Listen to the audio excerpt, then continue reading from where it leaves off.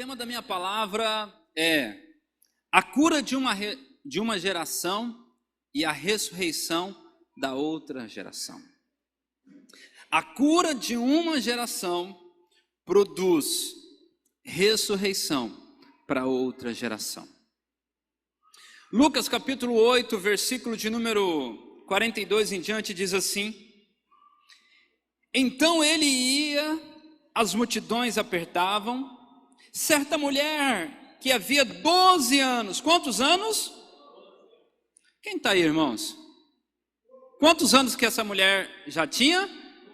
12 anos de enfermidade, olha só, já havia 12 anos, vinha sofrendo de uma hemorragia, a quem ninguém tinha podido curar, e gastara com os médicos todos os seus haveres. Veio por detrás dele e lhe tocou na orla das vestes, e logo se lhe estancou a hemorragia. Mas Jesus disse: Quem me tocou?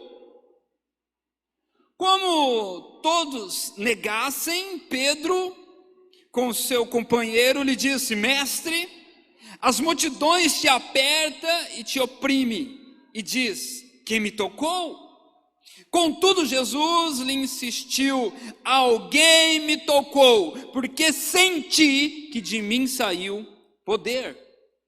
Vendo a mulher que a multidão podia ocultar-se, aproximou-se trêmula e prostrou-se diante dele e declarou, à vista de todo o povo, a causa porque lhe havia tocado e como imediatamente fora curada. Então lhe disse: Filha, a tua fé te salvou, vai-te em paz. 49, falava ele ainda, quando veio uma pessoa da casa do chefe da sinagoga dizendo: A tua filha já está morta, não incomode mais o mestre. Mas Jesus, ouvindo isso, lhe disse: Não temas, creia somente e ela será salva. Tendo chegado à casa, a ninguém lhe permitiu que entrasse com ele, senão Pedro, João, Tiago, e bem como o pai e a mãe da menina.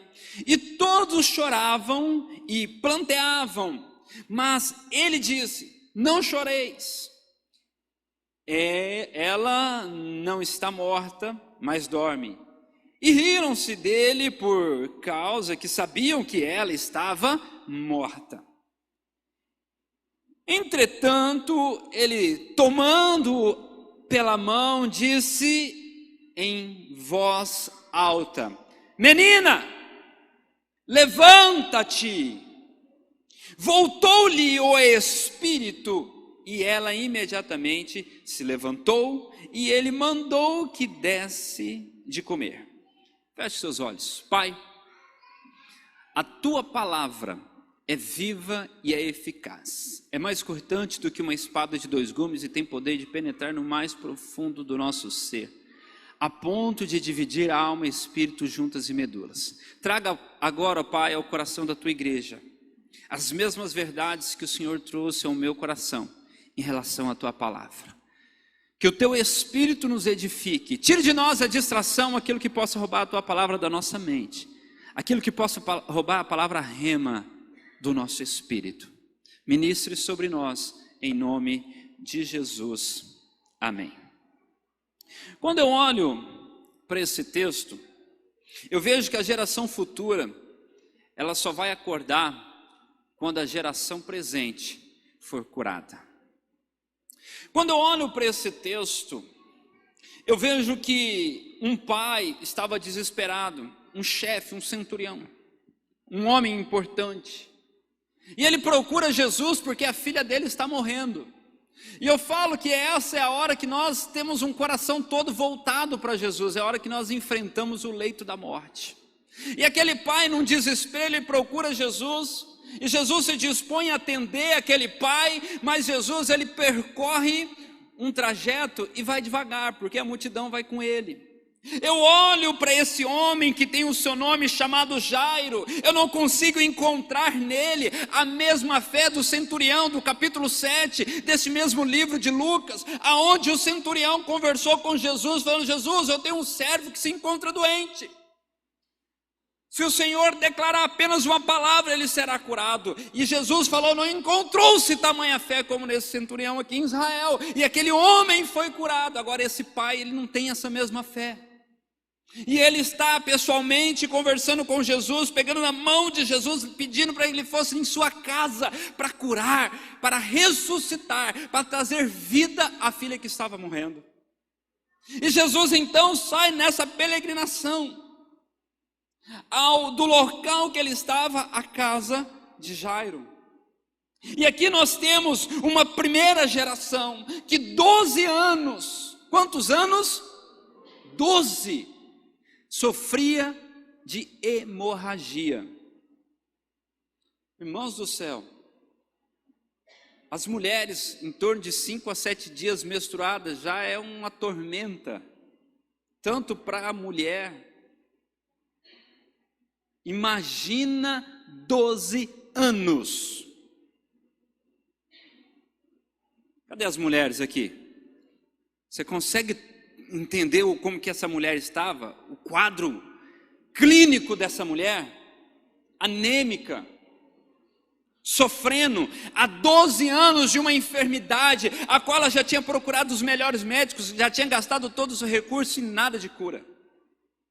É a primeira geração. Nós temos em seguida uma segunda geração, que é uma criança de 12 anos. Coincidência? Não na Bíblia. Não na Bíblia. A geração que estava ali de 12 anos, que se encontrava morta, que se encontrava adormecida, só recebeu vida, só recebeu cura, quando a geração que estava com 12 anos enferma foi curado. E Deus colocou algo no meu coração, olha aqui para mim agora. Deus colocou algo no meu coração, amados. A geração futura só vai acordar quando a nossa geração for curada. Quem crê nisso? A nossa geração precisa de cura. Vou dizer de novo, a nossa geração precisa de cura. Às vezes nós vemos que os pais estão labutando, tentando passar algo para uma geração futura, mas não conseguem, porque ainda não foram curados. E a geração futura está adormecendo, ou já está adormecida, porque a geração presente não foi curada ainda, não foi tratada ainda, não teve um encontro com Jesus. Não teve um encontro com Jesus. A chave da minha palavra nesta noite é que a geração futura só vai acordar quando a geração presente for curada. E isso quem fala é o texto no versículo 46, no versículo 47 e no versículo 54. O nosso posicionamento hoje vai dar resposta para o milagre da nossa descendência. O nosso comportamento hoje, o nosso posicionamento, as nossas crenças, a nossa vida com Deus hoje vai ser resposta para os milagres que os nossos filhos vão precisar no futuro. Vão precisar de referências, vão precisar de homens, de pais, de maridos, a qual eles encontraram dentro de casa. Vão precisar de mães, de mulheres, de verdadeiras varoas, companheiras, auxiliadoras, que têm um comportamento em Deus hoje. Uma das coisas que é meio natural é as pessoas procurar Jesus só quando a água já está passando o telhado. E uma das coisas que nós vemos em pessoas assim, que elas começam a fazer votos que elas não estão dispostas a cumprir. Eu vi um vídeo esses dias, não sei o final daquele vídeo, um vídeo de terror. Um rapaz tentando matar o outro, E assim, desculpa, irmão, mas chega a ser engraçado. Aquele que estava sendo acometido do homicídio, ele começa a falar: Senhor, eu entrego minha vida ao Senhor, agora eu vou ser crente, agora eu vou voltar para a igreja, agora eu vou servir o Senhor. Mas não é tarde demais? Por que que muitas vezes nós só esperamos buscar Jesus quando o filho está morrendo? Ou quando já está sem saída para uma situação de enfermidade? Por que que nós só procuramos buscar Jesus quando o nosso casamento toma um checkmate? Quando nós só queremos posicionar para que o Senhor tenha misericórdia de nós, mas depois nós não queremos ter aliança, pelo contrário, fazemos aliança com o Senhor e a quebramos. Quantas alianças eu já vi as pessoas fazer: Senhor, agora minha vida é do Senhor, eu me comprometo, eu nunca mais. 15 dias, 3 semanas, no máximo, está lá. Escuta aqui, olha aqui para mim. A geração futura vai precisar do seu posicionamento hoje. Quem está entendendo, diga amém. Vai precisar do nosso posicionamento como pai, como mulher, como mãe, como marido, como um homem, uma mulher que teme a Deus. E eu observo algumas coisas no texto que eu quero compartilhar antes de orarmos para irmos para casa. A primeira coisa que eu observo no texto é o versículo 45, o versículo 46 e o versículo 48. Jesus, ele fala assim: alguém me tocou. E Pedro é sarcástico nessa hora. Pedro olha para Jesus e fala assim: ô Jesus, ô mestre, ei, Jesus, você não está vendo onde o senhor está, não? Olha a multidão que está te cercando. O senhor está de brincadeira que alguém te tocou, né? Pedro fala dessa forma, ele fala: mestre, olha a multidão, claro que alguém te tocou. Jesus falou: não, alguém me tocou, porque eu senti, e a palavra é essa, eu senti que de mim saiu o poder. Não foi Jesus liberando o poder, mas foi de Jesus arrancado o poder. Isso é fantástico, isso demonstra uma fé genuína, isso demonstra um posicionamento. E quando Jesus se levanta em meio à multidão e fala: ei, stop, alguém me tocou. Jesus estava dando a oportunidade daquela mulher testemunhar. Vou dizer de novo: quando Jesus para aquele cortejo e brada para uma multidão ouvir: alguém me tocou, Jesus estava dando oportunidade para aquela mulher testemunhar. Quantas vezes o Senhor está falando: alguém me tocou, você me tocou, agora fale, agora testemunhe. Aquela mulher era uma mulher excluída da sociedade, era uma mulher que era doente, era uma mulher que a sociedade tinha aversão a ela, uma doença que aos olhos da medicina naquele tempo era incurável. Aquela mulher já tinha procurado diversos tratamentos. Aquela mulher era considerada pela sociedade daquele tempo uma mulher imunda, porque está em Levíticos capítulo 15.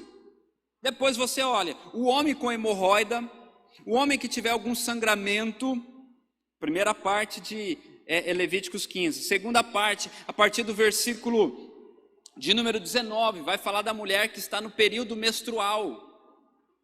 Até a cama dela ficava imunda. Aí a gente olha a palavra imundo, nós pensamos que é algo muito terrível. Não, era algo que precisaria ser limpo, porque eles não tomavam banho, que nem nós tomamos ao menos uma vez por dia, para aqueles que são adeptos, né? Ao menos uma vez por dia, né? Tem gente que tem que... Hoje eu brinquei, eu falei: é brincadeira, a gente tem que falar para alguém que tem que tomar banho, né? Mas está tudo bem. Mas não era assim, eles estavam... A lei foi dada, eles peregrinando pelo deserto. Então, havia alguns comportamentos que eles deveriam ter por causa do sangramento. Agora, a sociedade judaica, eles tratavam essa mulher como imunda. Então, quando o Senhor dá a oportunidade para ela testemunhar, o Senhor estava querendo restituir a posição dela social. O Senhor estava falando: filha, você precisa verbalizar, porque eu quero mostrar para todo mundo que você foi curada, que a sua posição social volta para o mesmo nível que era no passado, aleluia. E essa é a diferença. Não adianta apenas nós sermos impactados se nós não tomarmos uma posição e testemunharmos e termos um comportamento a qual o Senhor vai nos restaurar a nossa posição, que era nossa desde o início, mas por causa de alguma situação foi colocado um vexame. Ela foi curada pela sua fé. Isso produziu uma restauração daquela mulher à comunidade, porque ela declarou publicamente a fé dela. Falei domingo passado aqui. Um dia eu conheci um pessoal que trabalhavam juntos e não sabiam que era crente. Olha que coisa. Nós temos que declarar que somos de Jesus, filho. Declararmos a nossa fé em Jesus. Agora olha aqui para mim.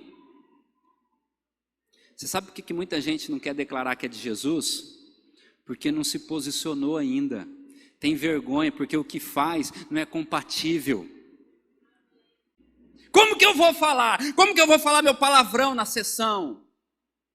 Então eu tenho que resguardar. Eu falo que eu sou... estou por aí. Porque quando nós nos posicionamos, as pessoas começam a ver em Jesus em nós. E aí quando você faz alguma coisa errada, olha o que o mundo faz. Quer ver? Talvez você já passou por isso. Mas você não é crente não? Não é desse jeito? Estou falando alguma mentira? Viu como que você já passou, já pecou que nem eu pequei? E a gente descobre os pecadores tudo agora, né? Você não é crente não?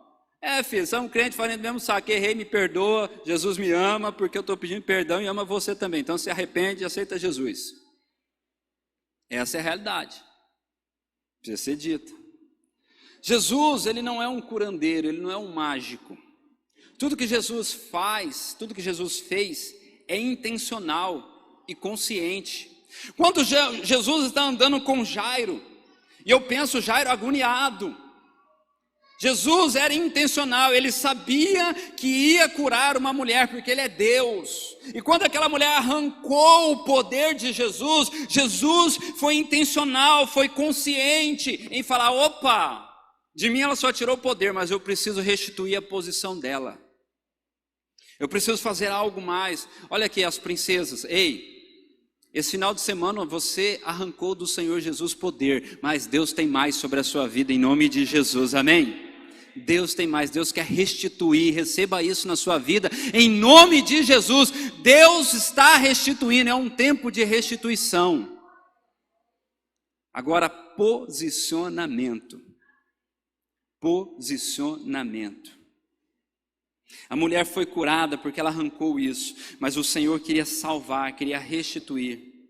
E até hoje, nós falamos da fé dessa mulher. Agora tenta imaginar o cenário que aquela mulher enfrentou. A vergonha, era doente, tinha limitações, mas ela enfrentou.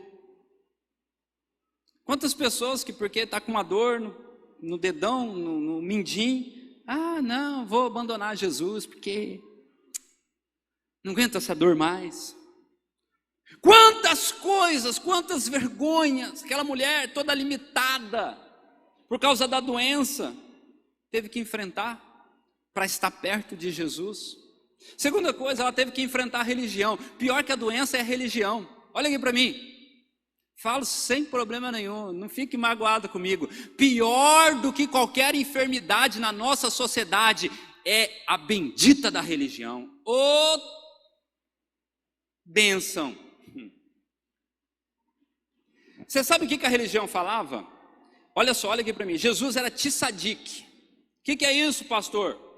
Tzadik é um homem separado, um homem santo. Jesus era um rabino, um homem separado, um homem santo. Se você estudar Levíticos capítulo 15, você vai ver que uma pessoa imunda, ou que está no período de menstruação, ou está com alguma hemorragia, não poderia ter contato com outras pessoas, porque se ela tivesse contato com outra pessoa, aquela pessoa ficaria impura no texto vai dizer imundo todo dia, ia precisar se purificar. Se tocasse num tzadik, o tzadik ia ficar 7 dias, sem poder fazer nada, ia ter que ficar separado, ia ter que fazer oferta, era um negócio todo, porque era o sistema da religião.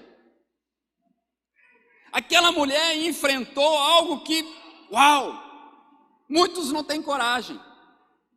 Ela enfrentou os paradigmas da religião.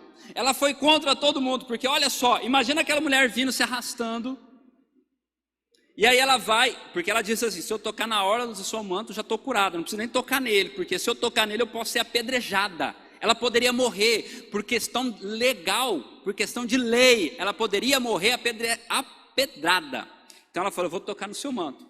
E aí ela vai lá e toca. Ela sentiu que no que ela tocou em Jesus, veio poder sobre a vida dela. Ela sentiu que ela foi curada. A hemorragia estancou na hora. Aí Jesus pega e fala assim, ei, quem é que me tocou? Ela falou, pronto.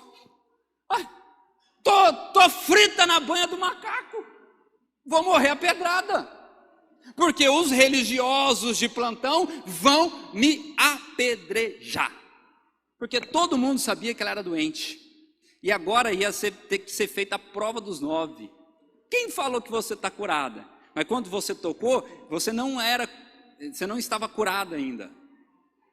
Mas ela enfrentou os paradigmas da religião para estar perto de Jesus. Quantas vezes nós vemos a religião afastando as pessoas de Jesus? Terceira coisa, ela enfrentou a incredulidade. A incredulidade. Será se eu vou ser curada? Será se eu vou receber alguma coisa? Será? Ela moveu em fé. Ela se expôs. Quando Jesus perguntou, ela viu que ninguém falou nada. Ela falou, meu Deus, ninguém tocou como eu toquei. Ela se expôs. Ela moveu em fé. Ela falou, se for preciso morrer, eu morro curada. Mas fui eu que toquei, Senhor. Fui eu. E o Senhor falou, filha, você não foi apenas curada, mas a tua fé te salvou. Aleluia. E aí nós vamos para agora começar a compreender algumas coisas. O que o Pai e o que nós precisamos entender é que a confiança na esperança que há em Cristo Jesus, ela produz ação. Ei, olha aqui para mim. Nós temos bastante visitante hoje, eu fico até assim meio, para não falar, minha esposa está ali só anotando. Mas, olha aqui, não adianta a gente falar que a gente ama Jesus, que a gente crê em Jesus, se nós não temos posicionamento. É verdade, filho. Lucas 17, 19. 17, Jesus cura 10 leprosos. Quantos leprosos? 10. Apenas um volta, um estrangeiro, um que não era religioso. Aí ele volta, se prostra, adora Jesus. Irmãos, aquele homem adora Jesus se jogando no chão. E a gente, para cantar um louvor, parece que tem que sentar, tem que lá, pelo amor de Deus. Aquele homem sabia quem era Jesus, o poder de Jesus. Ele se joga no chão e começa a adorar Jesus. E Jesus falou, ei, cadê os outros 9? Que era tudo judeu. Cadê? Onde estão? Só veio esse estrangeiro. Os 10 foram curados. Olha aqui, muita gente é beneficiada pelo poder de Deus. Muita gente. São milhares de pessoas. Mas nem todo mundo tem aliança com Jesus. Lucas 19, versículo de número... Lucas 17, versículo 19, diz que aquele homem, aquele estrangeiro foi salvo, porque ele voltou e se posicionou. Levanta-te e vai, a tua fé te salvou. Ele se posicionou. Agora, olha o que diz o versículo 49 de Lucas 8, que nós estamos vendo hoje. O mundo diz, ela está morta. E aqui, irmãos, eu fico imaginando o pai. Tenta imaginar a cena. Você que é pai, as mamães presentes aqui. Mês que vem é dia dos pais, né? É isso? Já temos meia. Amém? Já temos meia. Vocês podem comprar outras coisas, não tem problema não, tá bom? É só para descontrair, brincadeira, irmãos. Pode dar meia também, desde que venha com sapato, com tênis, com outras coisas. Agora os papais presentes aqui, olha só. Imagina a sua filha à morte. Você já teve um filho internado? Estado gravíssimo. Que os médicos já falaram, não, filho, só Jesus. Aquele pai está com a filha morrendo em casa. E ele está caminhando com Jesus, ele já contou a história para Jesus. E Jesus está caminhando com a multidão. Irmãos, eu sou sincero, eu no lugar de Jairo já tinha falado, não, Jesus, vamos fazer um negócio, vamos dar um tiro aqui para cima, todo mundo esparrama, o senhor sai correndo para curar. Ai, filho, só quem tem filho sabe o que é um filho enfermo.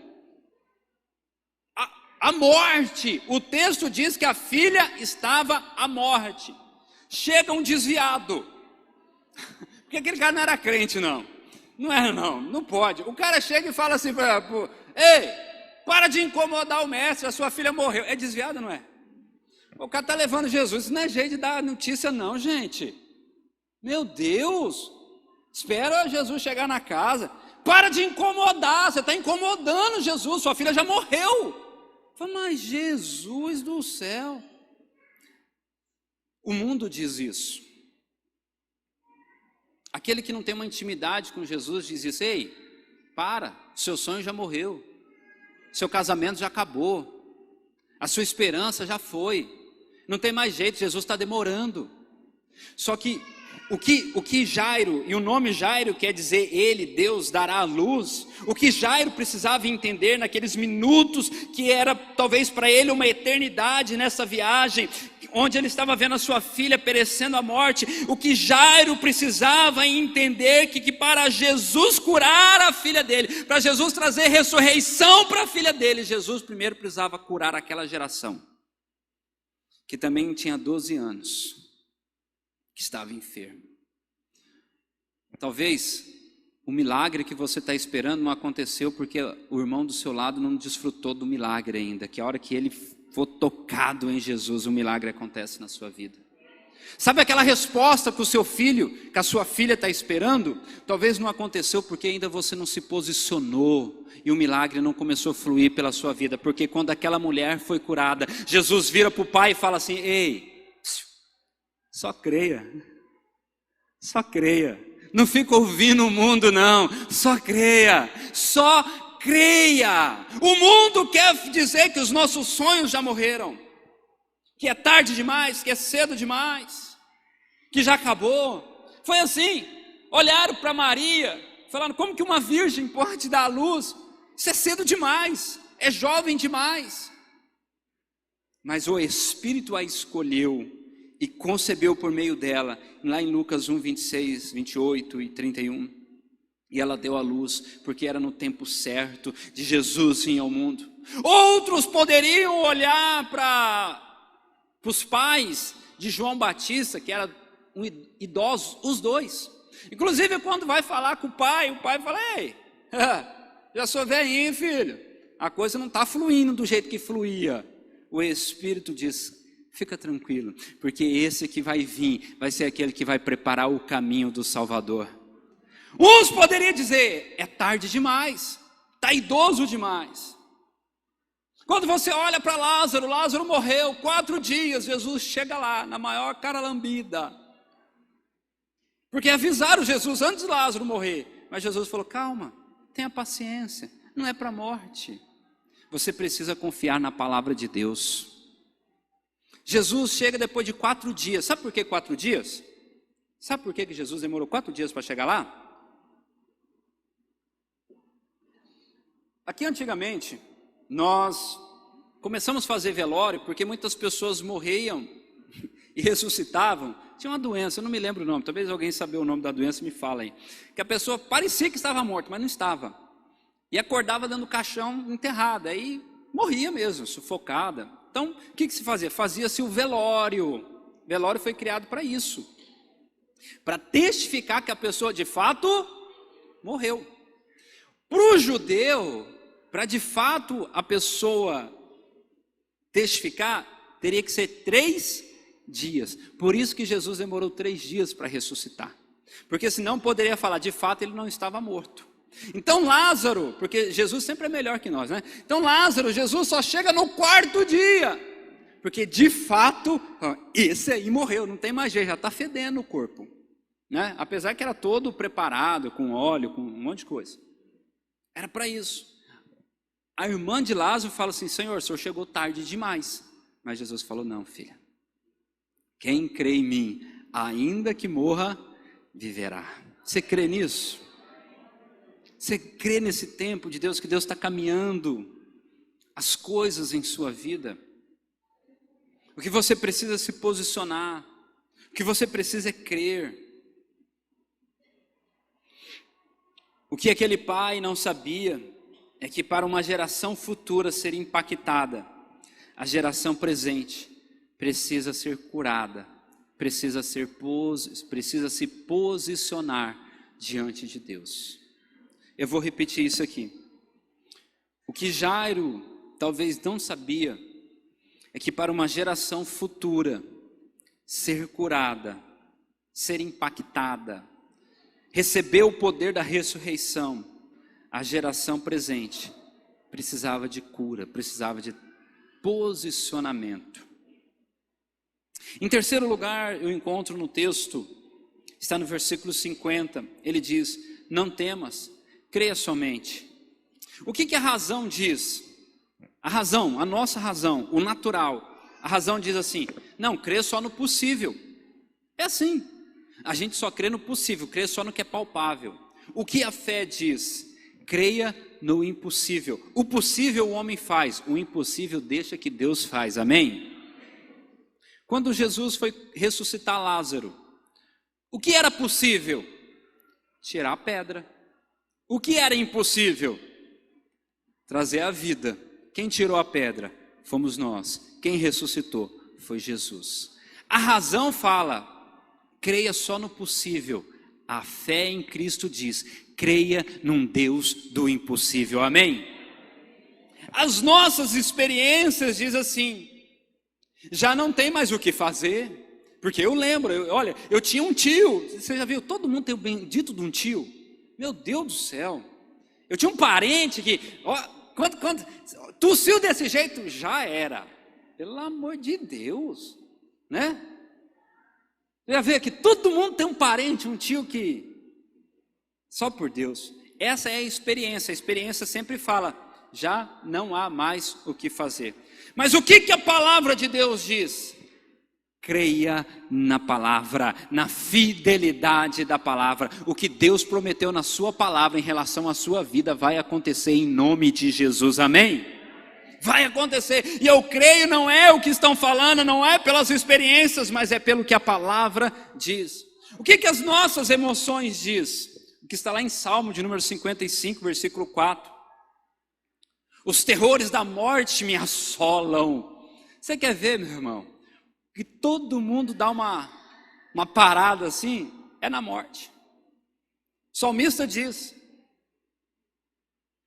estremece-me o meu peito e o meu coração, os terrores da morte me assolam, me saltam, me incendeia, me constrange. Mas o que Jesus diz? João 11, versículo 25: creia somente em mim, porque eu sou a única esperança. O texto diz assim: e disse-lhe Jesus: eu sou a ressurreição e a vida. Quem crê em mim, ainda que morra, viverá. Aleluia! O que Jesus estava falando para Jairo era isso: creia somente, creia somente, porque mesmo que morra, vai voltar à vida, porque você está crendo naquele que é a vida, naquele que trouxe a vida, naquele que é o Deus encarnado, é o Emanuel, é o ômega, é o alfa, ele é o princípio, ele é o fim, é aquele que traz tudo da parte de Deus para você. Creia somente, confie somente, acredite somente. A fé em Jesus transforma o propósito da morte num prelúdio da vida eterna. A fé em Jesus transforma até o propósito da morte no cântico da vida eterna. Aleluia! Isso quem nos diz é a palavra. E por fim, amados, em quarto lugar, uma geração precisa se posicionar para a outra ser alimentada. Duas coisas aconteceu, versículo 46, versículo 47, Jesus fala assim: quem me tocou? O que ele estava falando? Alguém aqui precisa se posicionar. Alguém aqui precisa se posicionar. O milagre que nós assistimos ali, o cenário é lindíssimo. Uma mulher há 12 anos sofrendo de uma enfermidade que é curada. Uma menina que tinha 12 anos, que estava morta, porque já estavam falando, ela morreu. Recebe o Espírito da ressurreição, o Espírito dela volta a habitar nela. As duas tinham 12 anos, uma que sofria enfermidade, a outra de vida. Mas depois do milagre, olha aqui, escute o que eu estou dizendo, em nome de Jesus, isso é para você. Depois do milagre, sempre há algo a nós fazermos. Não queira viver de experiências de milagre.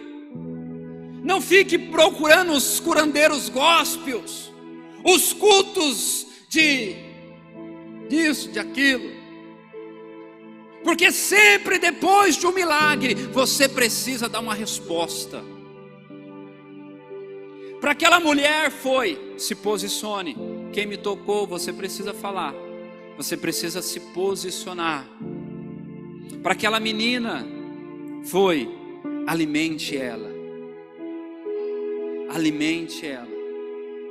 Dê o de comer, está lá no versículo 55. Dê comida a essa menina. As duas já tinham recebido o milagre.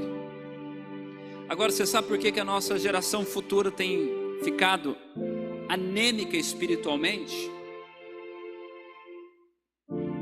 Porque a geração presente não se posiciona. E quem não se posiciona não tem como dar de comer para ninguém. Nós estamos vivendo uma época da igreja onde existem muitos patriarcas, matriarcas, pessoas de décadas na vida da igreja, mas que não se posiciona. Continua crianças na fé. Se posicionar é para adulto. Eu não posso pedir que uma criança se posicione como um adulto, porque ela é criança, ela precisa ser alimentada. Mas eu posso pedir dos adultos, se posicione em Deus, para que nós possamos alimentar a próxima geração. Porque elas vão ser tocadas pelo Espírito. E quem vai dar o de comer? Eu não estou falando comer fisicamente, entenda a palavra do Senhor nesta noite. É dar de comer espiritualmente. O que nós estamos vivendo, de criança entrando em estado de depressão, em crises de pânico e ansiedade, é inigualável. Nunca antes na história, essa geração futura precisa de uma ressurreição, precisa de vida, que terá pelo posicionamento da geração presente, do nosso posicionamento. Eu creio que Deus continua curando. Quem crê nisso? Você crê que nós servimos um Deus que cura? Um Deus de milagre? Agora, mas você sabe também que o nosso comportamento depois da cura do milagre não tem sido talvez compatível ao que o Senhor espera? Não adianta eu falar: Senhor, cure a minha vida dessa hemorragia que há 12 anos vem me assolando, se eu não estou disposto a falar: Senhor, eis-me aqui, fui eu que toquei no Senhor, fui eu, Senhor, para ser instrumento do Senhor para alimentar a próxima geração. Seja pelo meu testemunho, seja pela pregação do Evangelho, seja pelos dons e talentos que o Senhor tem nos confiado. Não adianta. O Senhor espera que nós hoje nos posicionemos para que a geração futura, irmãos, entenda o que eu estou dizendo, isso é muito sério. Isso é para você, isso é para mim. Somos pais, somos líderes. Precisamos nós nos posicionarmos hoje para que a nossa geração futura receba a ressurreição no corpo deles, para que eles sejam alimentados. Olha aqui para mim. Quem curou aquela mulher? Jesus. Mas Jesus não poderia expor ela precisava falar. Quem ressuscitou aquela menina? Jesus. Mas quem daria alimento eram as pessoas ali. Jesus não vai fazer o que é obrigação minha e sua de fazer, filho. Quem vai alimentar a nossa geração somos nós, somos os pais. Quinta-feira nós tivemos uma palestra com a psicóloga, falando um pouco sobre isso. Eu nem pude assistir, não tive como estar aqui. Mas a nossa geração futura, as nossas crianças. Pergunta para o Marcão. Um dia vai lá, passa um dia com o Marcão lá, no treino das crianças. Você vai ver como que é as nossas crianças. Você quer ver? Tira um dia, vai na escola, na hora do intervalo. Você vai ver como que essa geração futura precisa de homens e mulheres que se posicionem em Deus em favor deles. Ah, vou deixar para o professor, vou deixar para o pai. Não esqueça que você é pai, que você é avô. Um dia isso bate na porta da sua casa. Se coloca de pé, eu quero orar por você. Não fica esperando do pastor, não fica esperando do professor aquilo que é obrigação sua, aquilo que é obrigação minha. Que é a responsabilidade nossa de nos posicionarmos em Deus. Porque eu creio num Deus que cura, amém? E a cura virá sobre a sua vida. Mas a nossa geração precisa ser alimentada. Eu quero orar pela sua vida, feche seus olhos.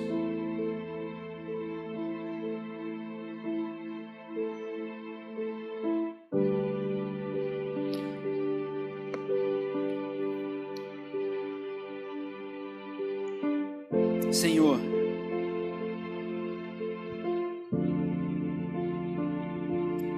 nós sabemos que o Senhor é um Deus de milagre, que o Senhor é um Deus que cura. Somos gratos a Deus por todos os feitos do Senhor e pedimos perdão, ó Pai,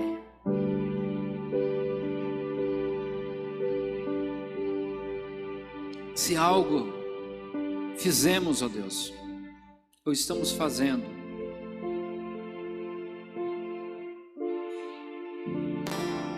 a qual o Senhor se entristece. Mas a Tua palavra, Deus, que é viva, que é eficaz, foi ministrada à Tua igreja, seja ela presente, seja ela online. E o Senhor tem pedido para nós nos posicionarmos. Posicionarmos como pessoas curadas, que estão dispostos a alimentar a geração que o Senhor trará vida. Que essa palavra que foi ministrada ao coração da Tua igreja queime em sua mente, Senhor. Que o Teu Espírito queime essa palavra no coração dele, no coração dela. Que seja impressa como nas tábuas, Senhor, essa palavra. E que possamos, ó Pai, ter um posicionamento. Em nome de Jesus. Faça a mesma pergunta. Quem tocou em Jesus? Porque dele tem saído o poder. Quem tem tocado em Jesus? Quem você é hoje? Aquela criança que está morta, precisando de vida? Você é aquela que tocou em Jesus e veio o poder sobre a sua vida, mas que agora você precisa se posicionar. Eu quero que você vá para sua casa hoje pensando nisso. E tome uma posição hoje. Se volte o seu coração para Jesus hoje. Não perca mais tempo. Fala: Senhor, fui eu que toquei no Senhor. Estou aqui, Pai. Estou aqui. Que a graça do nosso Senhor Jesus, que o amor de Deus e a consolação do Espírito Santo seja com a igreja, em nome de Jesus. Vamos adorar o Senhor?